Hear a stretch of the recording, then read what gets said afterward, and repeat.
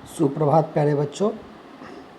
हम लोग हिंदी कक्षा 5 की पुस्तक में जहाँ चाह वहाँ राह अध्याय हम लोगों ने पढ़ा और इस अध्याय में हम लोगों ने ईला सचानी नाम की एक लड़की के बारे में पढ़ा, जिसके जो कि दोनों हाथों से दिव्यांग थी, पर दिव्यांग होने के बावजूद उसने इससे चुनौती के रूप में लिया और अपने दोनों पैरों की सहायता से उसने कसीदाकारी का काम सीखा।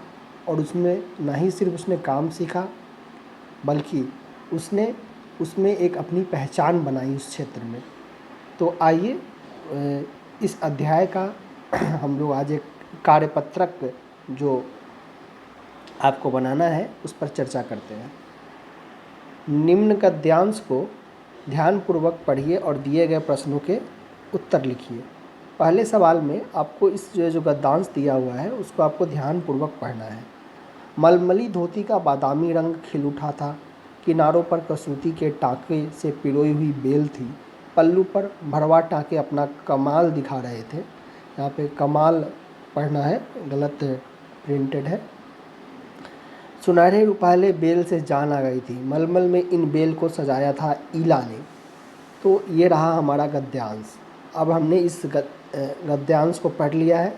अब हमें इस पर आधारित जो प्रश्न नीचे दिए गए हैं उनके उत्तर लिखने हैं। प्रथम प्रश्न है, मलमल की धोती के किनारे किस टाँके की बेल लगी थी? तो आप यहाँ देख रहे हो किनारों पर कसूती के टाँके से पिरोई हुई बेल थी। तो आप इसको उठा करके सिर्फ यहाँ नहीं लिख देना है, आपको इस प्रश्न का उत्तर इसी के तरह सजा करके लिखना है। तो आप क्या लिखोगे? प्रश्न है मलमल की धोती के किनारे पर किस टाँके की बेल लगी थी? तो आप लिखोगे मलमल की धोती के किनारे पर कसूती के टाँके से पिरोई हुई बेल लगी थी। इस तरह से आप उत्तर को लिखेंगे, तभी आपको पूरे अंक मिलेंगे। दूसरा प्रश्न है, धोती के पल्लू पर कौन सा टाँका किया हुआ था? तो आप यहाँ पर देख सकते हैं पल्लू पर भरवा टाँके अपना कमाल दिखा रहे थे। तो आप लिखोगे इसका उत्तर, धोती के पल्लू पर भरवा टाँका किया हुआ था। प्रश्न संख्या 3, यह किसने सजाया था? तो आप लिखोगे इसे ईला सचानी ने सजाया था। प्रश्न संख्या 4, अनुच्छेद में आया कोई एक संज्ञा शब्द छांट कर लिखिए। अब आपको पता होना चाहिए संज्ञा क्या है। कई बार हम लोग अपने लाइव क्लास में इसको चर्चा कर चुके हैं, संज्ञा शब्द क्या होता है। तो संज्ञा शब्द आपको पता है, किसी भी नाम को अगर कम शब्दों में कहे तो किसी भी नाम को संज्ञा कहते हैं, चाहे वो व्यक्ति का नाम हो, जानवर का नाम हो, पक्षी का नाम हो, पहाड़ का नाम हो, पर्वत का नाम हो, नदी का नाम हो, किसी वस्तु का नाम हो, किसी भी चीज़ का नाम हो तो वो संज्ञा कहलाता है। तो अभी आप देख सकते हो यहाँ पर इस अनुच्छेद में बहुत सारे संज्ञा शब्द आए हैं। आप किसी भी संज्ञा शब्द का इस्तेमाल इसमें कर सकते हो। जैसे धोती, धोती एक वस्तु का नाम है, एक कपड़े का नाम है, तो आप वो भी संज्ञा लिख सकते हो। इसके अलावा पल्लू लिख सकते हो। उस पर ये जो है भरवा टाँका, ये सब एक अलग तरह का एक टाँका है, एक डिज़ाइन है, एक पद्धति है, उसका नाम दिया हुआ है भरवा टाँका, कसूती का टाँका। तो इस तरह से आप इनको भी लिख सकते हो। अगला शब्द है, दिए गए शब्दों में से विशेषण शब्द छाँट कर रेखांकित करिए। आपको विशेषण शब्द छाँटना है। सुनहरे बेल, सुनहरे बेल में विशेषण शब्द कौन सा है? तो आपको पहले जानना है विशेषण क्या होता है। तो जो किसी की विशेषता बतलाए वही विशेषण होगा। जैसे यह दुकान छोटी है, तो दुकान तो संज्ञा हो गया, तो दुकान कैसी है उसके बारे में बता रहा है, उसकी विशेषता को, कि यह दुकान छोटी है या बड़ी है, जो भी है। तो छोटी शब्द यहाँ पे विशेषण हो गया। अगर बड़ी लिखते तो बड़ी शब्द विशेषण हो जाता, क्योंकि यह उसकी विशेषता को बतला रहा है। कुत्ता काला है, तो कुत्ता संज्ञा हो गया, और कैसा है तो काला है, काले रंग का है, वो उसकी विशेषता को बतला रहा है, तो काला विशेषण हो गया। उसी तरह यहाँ पर सुनहरे बेल, सुनहरे बेल में बेल कैसा है? सुनहरे रंग का है, तो यहाँ पर सुनहरा क्या हो जाएगा? यहाँ पर सुनहरा हो जाएगा विशेषण। तो यहाँ पर आप सुनहरे को, सुनहरे पर घेरा लगा दे या फिर एक रेखा नीचे खींच दे, सुनहरा हो गया आपका विशेषण शब्द। अब अगले स्लाइड की ओर बढ़ते हैं। यहाँ पर सिलाई कढ़ाई से संबंधित शब्दों को रेखांकित करना है आपको। इला ने काठियावाड़ी टाँकों के साथ कसूती और जंजीर टाँका का भी इस्तेमाल किया था। तो इसमें कहाँ कहाँ सिलाई कढ़ाई से संबंधित शब्द है आपको रेखांकित करना है। तो ये काठियावाड़ी टाँका, एक तो ये हो गया सिलाई कढ़ाई से संबंधित।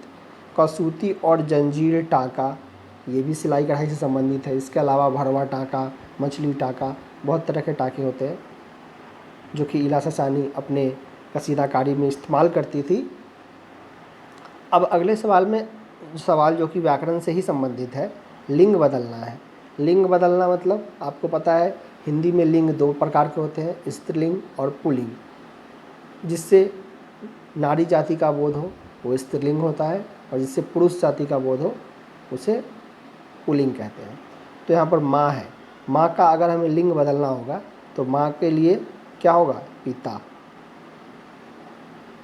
दादी का क्या हो जाएगा, दादा। इसी प्रकार अब आगे बढ़ते हैं।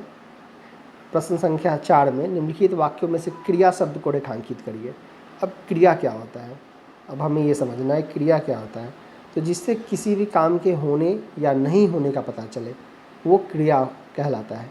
जैसे अगर मैं बोलूँ कि रमेश पढ़ता है, तो रमेश कोई काम कर रहा है। कौन सा काम कर रहा है, पढ़ने का काम कर रहा है। तो यहाँ पर पढ़ता जो मैंने शब्द बोला, तो पढ़ता मूल शब्द नहीं है, मूल शब्द है पढ़ना। पढ़ना से हमने पढ़ता शब्द का इस्तेमाल किया वाक्य में ठीक तरह से बैठाने के लिए। तो यहाँ पे पढ़ना हो गया क्रिया शब्द। उसी प्रकार तैरना, बोलना, हंसना, खेलना, रोना, गाना, ये सारे जो शब्द हैं ये सभी क्रिया शब्द कहलाते हैं। मतलब अगर सामान्यतः अगर बोले तो जिस भी शब्द के अंत में ना आए तो वो सामान्यतः क्रिया शब्द कहलाता है। तो यहाँ पर आप देख सकते हैं, पहला जो है बच्चे कनेर के पत्तों से पिटपिटी बजाते, इसमें क्रिया शब्द कौन सा है। तो यहाँ पर आप देख रहे हैं बजाना, बजाना जो शब्द है, बजाना का यहाँ बजाते लिखा हुआ है, मूल शब्द बजाना है। तो बजाना जो है वो क्रिया शब्द हो गया। बच्चे डालियों पर झूला झूलकर पेंग लेते, तो यहाँ पे पेंग लेना क्या हो गया, क्रिया शब्द हो गया। ये सवाल दोबारा आ गया है। उसके बाद अगला सवाल है, इला के बारे में पढ़कर आपके मन में क्या प्रवाह हुआ, आपको यहाँ पर लिखना है।